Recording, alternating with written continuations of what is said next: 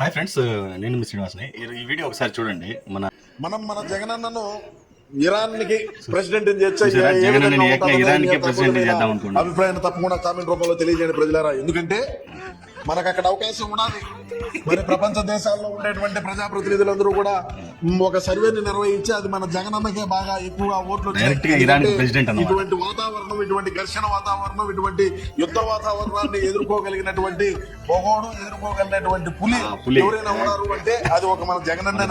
ప్రపంచ దేశాలు కూడా మరి గుర్తించినాయి. మరి మన దేశమే కాదు, మన రాష్ట్రమే కాదు, మరి ప్రపంచ దేశాలు కూడా మన అన్నను గుర్తించినాయి అనేది ఇది చాలా మనకు అభినందనీయకరమైనది. నా సింహరాజు అన్న, నీ మాదిరిగా ఎవ్వరు ఆ పార్టీకి వర్క్ చేసేవాళ్ళు లేరు.